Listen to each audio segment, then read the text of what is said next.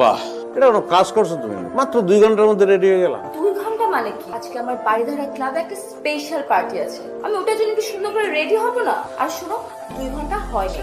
তোমার কিন্তু মনেই হইতেছে না যে তুমি আমার বউ, মনে হচ্ছে পাশের বাসার ভাবি। আমি কি আনোয়ার আমাকে পাশের বাসার ভাবি লাগছে? আচ্ছা, নিজের বউকে কেউ পাশের বাসার ভাবি বলে? কারণ আছে। কি কারণ? কারণ হলো মানুষের নিজের কোনো কিছু ভালো লাগে না, অন্য একটা ভালো লাগে। তোমাকে পাশের বাসার ভাবি মনে করে আমার যদি ভালো লাগে অসুবিধা কি? উদ্দেশ্যটা তো ভালো লাগা। আরে ভাই, তোমার ভালো লাগে আবার। বুঝতে পেরেছি। আশা করো, বসো বসো না।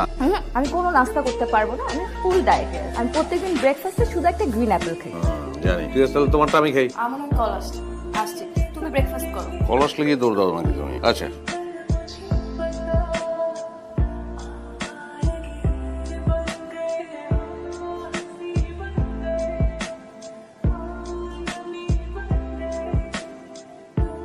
অফিসে যেতেছো তো, পাঠাই দেবো না আব্বা।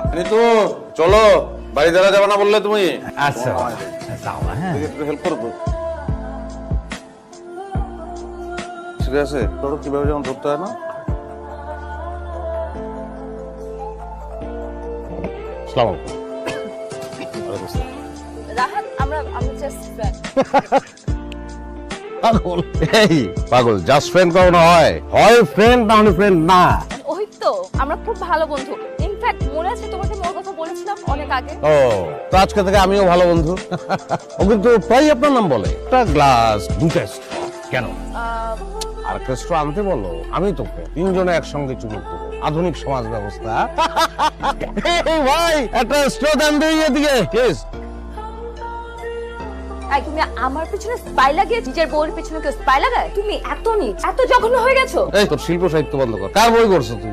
আমি অবশ্যই আমি নিচ, আমি জঘন্য।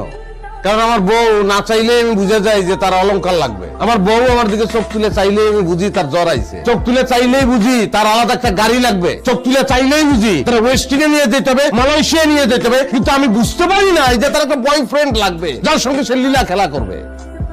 আমি তো মানুষের পর্দায় পড়ি না, আমি তো জঘন্য, নিচ, আমি অপদার্থ। আমি শুনো, এইসব পিকচার আজকাল এডিট করা যায়। কোন অ্যাঙ্গেলে আমারে তোর বলদ মনে হয়? শূন্য অবস্থায় এই শহরে আইছি, আই ওয়াজ জিরো। শ্রমে ঘামে বৈধভাবে আমি এখন একটা ইন্ডাস্ট্রি। এই নির্মম শহরে যে টাকা রোজগার করতে পারে সে কোনোদিন বলদ না, এটা মাথায় রাখবি। না, তোমার কথাবার্তা শুনে এখন আমি একদম বিশ্বাস করতে পারছি না। তুমি এইসব পিকচার এডিট করে নিয়ে আসছো আমাকে নিচ দেখানোর জন্য। তোর যে মারমু সেই পরিশ্রমটা আমার করতে ইচ্ছা করতেছে না। আমার সাইন করা আছে। এত দেনমোহরের 20 লাখ টাকা তোর অ্যাকাউন্টে পাঠাই। বাড়িটা ভালোবাসে দিচ্ছিলাম তো, ভিক্ষা দিয়ে গেলাম, ভিক্ষা।